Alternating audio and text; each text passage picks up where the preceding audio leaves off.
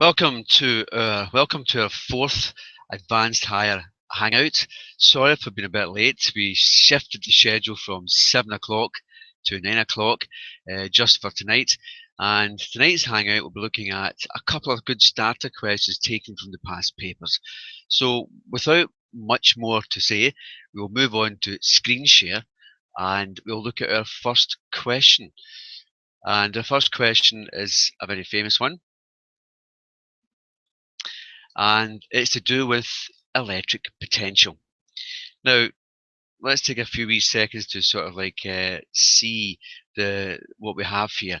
We have a plus 5.1 nanocoulomb charge, and at a position A is 200 millimeters from it, and there's another position B which is 300 millimeters from it. And the question asks us, it says calculate the potential, and we assume that's the electric potential, at points A and points B. So the first thing we do is look up our data book and we have the expression for the electric potential. Notice it's V and it's equal to charge Q in coulombs, that's this charge here, divided by 4 pi epsilon naught R. And that's the definition for the potential at a point R from a certain charge. Now, what is potential anyway? We'll have to remember potential is the work done in taking a charge from somewhere out in infinity up to that particular point. It's the work done on the charge to do that, and therefore the charge will have some sort of potential energy because work has been done on it, and that's the expression we have. V equals Q over 4 pi epsilon naught R. So the question quite simply states, calculate the potential at points A and B. So we take our calculus out and look at the potential at point A and just really put in the numbers as normal. Q over 4 pi epsilon naught is the definition for the potential, epsilon naught R. So put in the numbers, Q is 5.1 nanocoulombs, that's up here. So on top we have 5.1 times 10 to the minus 9 coulombs. And then we're dividing by 4 times pi times epsilon naught, and the epsilon naught is a constant, which is given the value of 8.85 times 10 to the minus 12. And then we have to multiply by the R. Now be careful, it's just R, it's not R squared, it is just R. And it's 200 millimeters at point A, so therefore we have to convert that to 200 times 10 to the minus 3. So it's a long calculation, but it's one which can easily be done. And if you do that in your calculator, you get the following answer. If you just quickly do it in your calculator, you should get something like 229 volts. Remember, volts is a definition of potential energy. Electric potential, sorry, 229 volts. So the potential at A is that answer there. Key thing here, remember, it's not R squared, it's R. Now the next thing you do is just work out the potential at point B, which is 300 millimeters away, which gives us a total of 200 plus 300 is 500 millimeters away. So the potential at B is the same idea, same charge, 5.1 times 10 to the minus 9 divided by bracket 4 times pi times 8.85, that's the constant epsilon naught. And this time you're multiplying by 500, which is going to give you 500 times 10 to the minus 3. Do that calculation and you get the answer of 92 volts.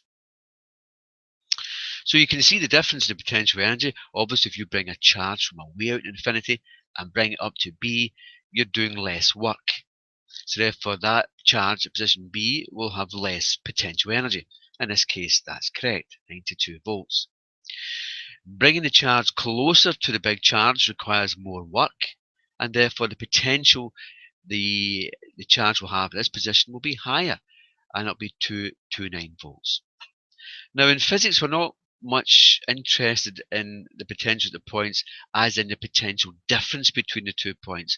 So to calculate the potential difference between these 2 points, we just simply do the following.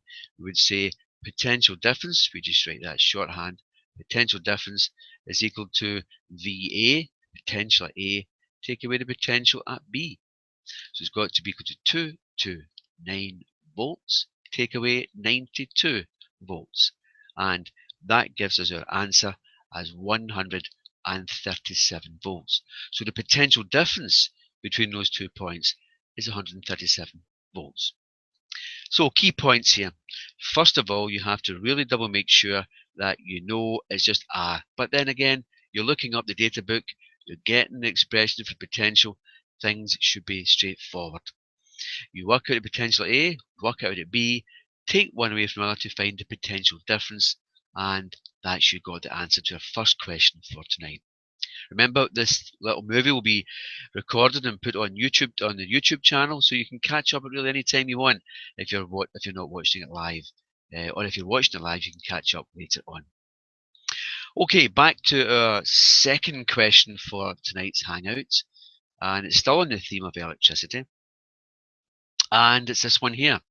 It's a charged rod, negative charged, and we have a conducting sphere, an insulating stand. There's a hand hanging out here for some reason, but we'll talk about that in a minute. And what we're asked to do is show how a conducting sphere can be positively charged. Well, we know that the big difference is that the big idea is that two negative charges repel and a minus charge and a plus charge attract. So if I have a negatively charged rod and bring it up to the conducting sphere, then the electrons will move away. And as the electrons move away, the plus charges, well, they go towards the other side. So you've got this charge imbalance as we've got here. And that's done because you've brought up that negative charge. Bring the negative charge up, positive charges go towards it, negative charges want to get as further away as possible. Now, they're prevented from going further away than possible because obviously the metal dome ends there. But if we bring up our finger, and I assume that our body's attached to that, then that acts basically as an earth. So there's a symbol for the earth, and that provides a path for the electrons to move further away. So when the electrons have been repelled by the near rod, if you keep the rod in that position, then the electrons will move all the way down your hand like that, and they will leave behind a positive conducting sphere. So what's the sequence of events now? The sequence of events now is to remove your finger. So we remove our finger, and therefore the electrons cannot return to the dome. Remove away the charge, and the positive charges repel each other and even themselves out over the conducting sphere. Now that's a good story to learn. It's good to watch in pictures, and that's how we can charge up a conducting sphere to be positively charged. So a great wee story, so learn that one. And I'm sorry about the disembodied arm there, but I think you get the message. The electrons, as you bring up the rod, are repelled on through the finger down to the earth. Take the rod out, take your finger away, take the rod away, and you're left with a positively charged sphere. Good question to remember. Play it back in the video and learn how the charge, the charged sphere is made positively charged in the first place. Okay, that's us done two questions, electric potential and how to charge up a conducting sphere. What's the third question going to be about? Well, let's see. Oh, it's simple harmonic motion. And we have to be sure of simple harmonic motion. Okay, let's take a minute to read what the question is all about. It's a car piston, and it's moving up and down in a motion like simple harmonic motion. So obviously this piston here is going to move up and down, up and down. So that's the position of the piston sometime later. You can see that it's moving between position A and position B. So that distance there is going to be the amplitude. And we're told one other thing. We're told the frequency of the piston moving up and down is 100 Hertz.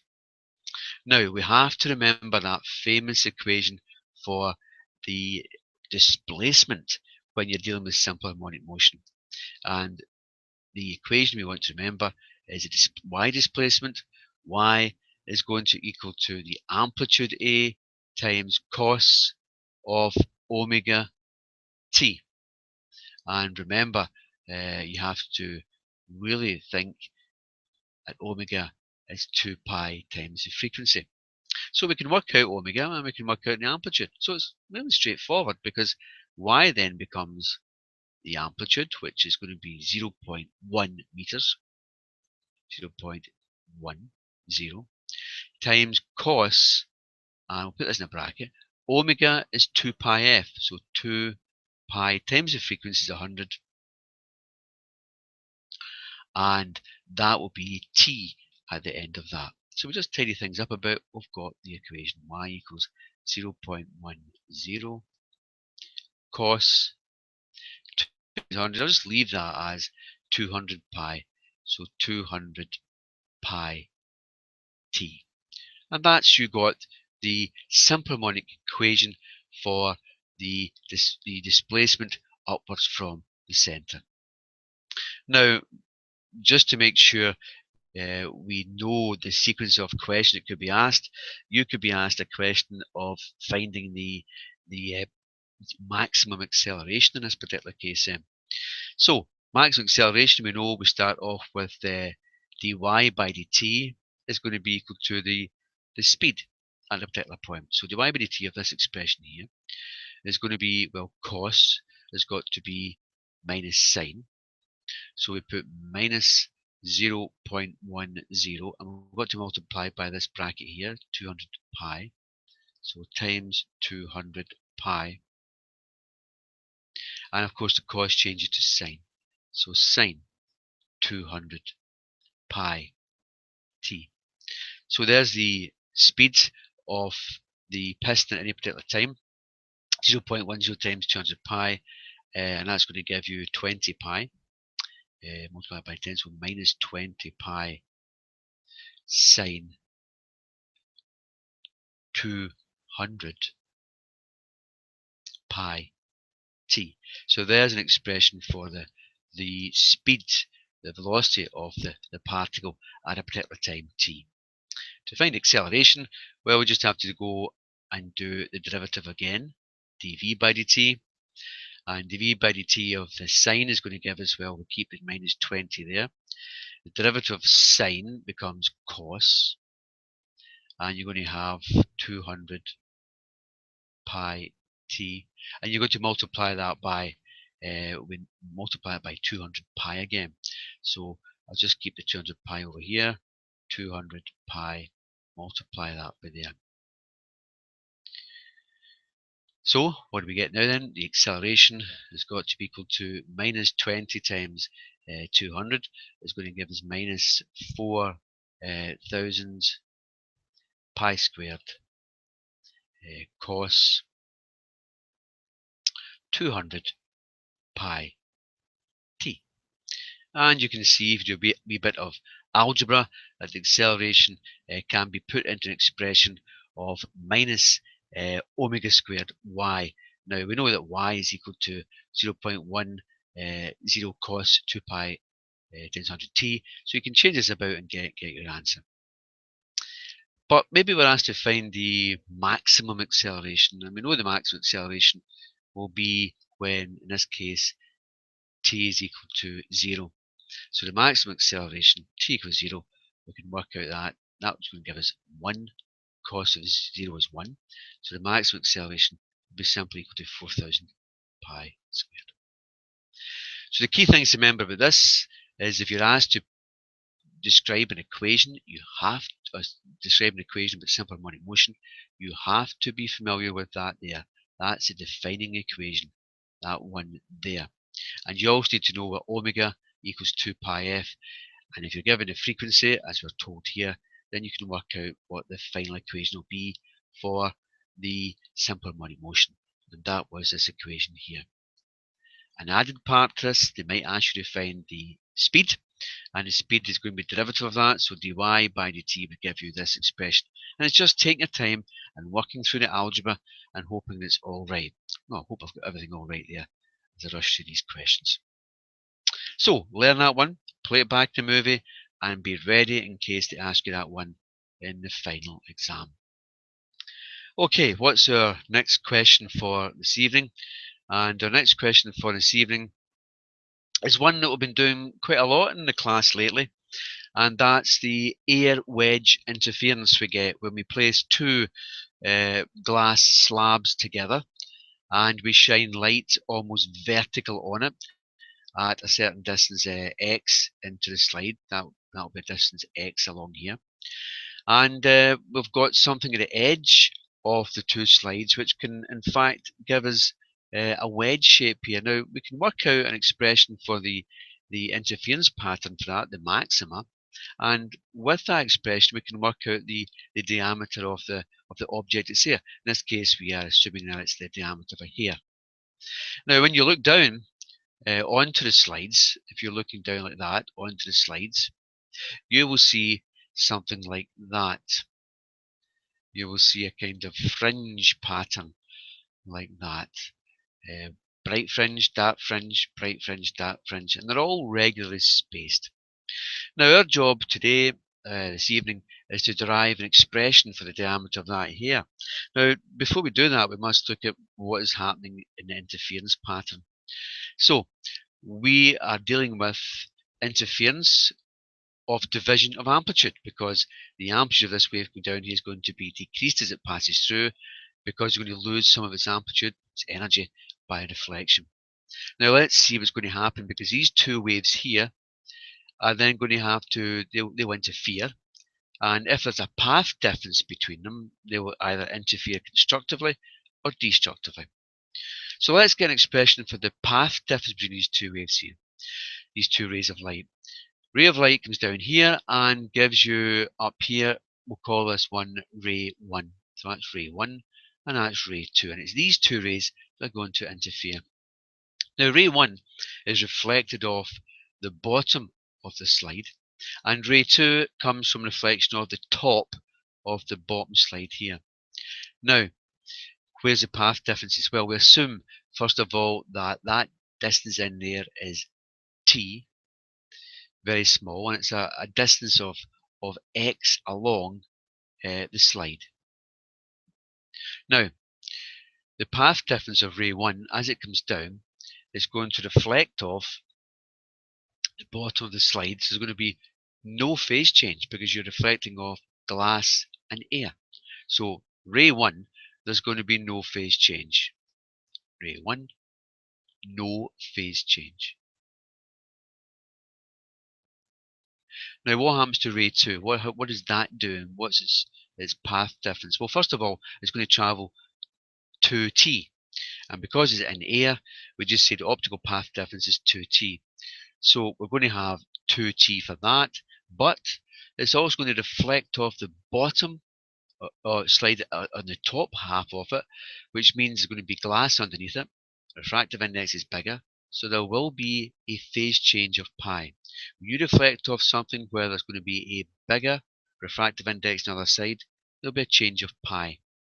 So phase change of pi, which results in a path difference of lambda upon 2.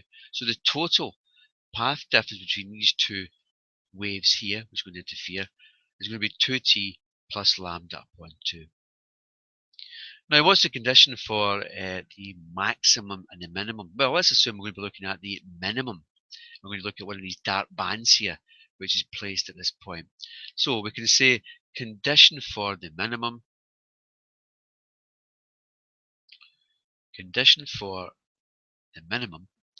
is going to be that 2t plus lambda upon 2, the path difference, has got to be equal to a half number of wavelengths, m plus a half of a wavelength. So that's the condition. Now we can sort that out a wee bit. We can make things easier for us. We can write 2t plus lambda upon 2 is going to equal to m lambda plus lambda upon 2. And these two lambdas here are going to cancel out. These two lambdas upon 2 cancel out. And therefore you're left with 2t is going to equal to m lambda. Now, we don't want to know this thickness T here because it's very hard to find. We want to know T in terms of the things that we can measure. Now, if you look very close, you might see some similar triangles. We've done similar triangles before. You can see that D over the length of the slide, do that over here, D over the length of the slide, that's the thickness D over the length of the slide, corresponds to T over X. So that corresponds to T over X. So therefore, what we can do then, that implies that T has got to be equal to XD divided by L. So that's the definition of T in terms of things that we can measure. So therefore, if we put that T into this up here, we have 2XD divided by L should equal M lambda. Now we want the expression for the distance along to the black fringe here, which we're seeing above that. So we rearrange this to give us X is equal to M lambda L divided by 2D. So that's us got an expression for the position of the mth fringe a distance x away from the apex. That's all we've done. We've worked out now that x, the mth fringe, which we see, is going to be, the distance x is going to be m lambda L over 2D. Now, that's not going to help us measure the sort of like the width of the hair. What we have to do is compare two adjacent fringes. So we go back up to top and compare the next black fringe. That's us seeing the one here. If we go to the next one, we know it's going to be the next order one. And we know that'll be a different distance away. So if we just say x is equal to m lambda L over 2D, and that'll be the mth order fringe, just changing things slightly. Then the next order fringe, the next one, x m plus 1, is going to equal to m plus 1 lambda L over 2D. Sorry for the squiggly line. So we've now got an expression for the distance from the centre point x, and then over here to xm. So that's going to be xm in here, the first distance, and then the next fringe will be xm plus 1. Don't want to confuse this diagram, but that'll be xm plus 1. So that's going to be the distance between adjacent fringes. So if I just take xm plus 1 and take away xm, looks very complicated, but it's not really, then that's going to be the distance between two adjacent dark fringes, and that'll be equal to m plus 1 lambda L divided by 2D. Remember, D is the thickness of the object. Take away m lambda L over 2D. Now I can rearrange that to give us m lambda L. If I multiply out the brackets, m lambda L over 2D plus lambda L over 2D, because I multiply m plus 1 through here, and that'll be take away m lambda L over 2D. So we've now got an expression. We don't need to worry about the order of the fringe, because m lambda L and this will cancel, and therefore we have the distance between the adjacent fringes is going to equal to lambda L over 2D. Now that's a lot of hard work to get there, and it's not easy, but if you look back and play it through again, you can follow the argument through. So what have I got then? I have the following. I have that the distance between the fringes, delta x, is going to be equal to the wavelength times the length of the slide divided by 2 times the thickness of the object, which is creating the wedge. Now I want to find d, so therefore if I cross multiply, I get d 2d times delta x, so therefore d, if I cross multiply and rearrange, I get the following expression: d equals lambda L over 2 times the distance between the adjacent fringes. So I've got all the information here, so I can then work out the thickness of any object just by that little equation there. It's that easy to do. Now, what would be the data I'd be given for this? It's way up here somewhere. If I grab it from here, then there's the actual measurements. I'll bring them down for us to see. Here is some, here's some measurements. So in one particular experiment with this human hair, I shone light on the slides of wavelength 589 nanometers. The length of the slide was 7.5 centimeters, 75 millimeters, and the distance between the fringes was 3.4 times 10 to the minus 4 meters. Now, how did I get that distance? Well, I used the traveling microscope. So the traveling microscope gives me that answer. So all I've got to do now is just plug in the answers, the values, and get the value for D, which is the thickness of the human hair. So D equals the wavelength, 589 times 10 to the minus 9 of a meter, that's a nanometer, times the length of the slide, 75 millimeters. So I have to say 75 times 10 to the minus 3, since to put it into meters, and divide that by twice the distance which we have between each fringe, 10 to the minus 4. So if I do that in my calculator, I should get the answer. I'll try and do it very quickly.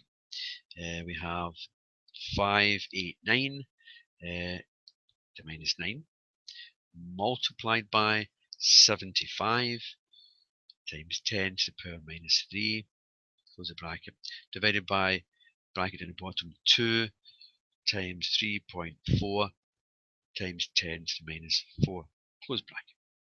So the answer for that should be something along the lines of 6.5 roughly times 10 to the minus 5 of a meter. And that's a pretty good answer for the thickness of a hair. So that's the equation we use. We could use anything between those two wedges, but we now know if we want to measure the thickness of something very thin, we can put it between two wedges, two glass slides, have a wedge of air, and work out the distance between each black fringe. That's delta x. Put that in there, delta x. So we can work that out with the travelling microscope. In practice, you'd measure 10 of them and then divide by the distance travelled by your travelling microscope. That's all the theory for it there, and there's the key equation there. That's it there for you. D equals lambda L over 2 delta x. So D is the thickness of the object, lambda is the wavelength of light you're shining on it, L is the length of the slide, and delta x is the fringe separation, delta x. And you can find things incredibly small like that of the human hair. Well, that brings us to the end of this half-hour tutorial. I hope you enjoyed it. A wee bit kind of rushed tonight, but a lot to do tonight regarding other things, so I'm glad the Hangout went ahead as normal. And if I get back onto the page here, stop my screen sharing. I'm back on live again. So I hope you enjoyed that tonight, those quick 4 questions. And I hope you're beginning to write up your reports, go through that kind of structure I gave you, that sheet I gave you out, and go through all that, collect your data together, analyze the errors. So that's something to do this next week.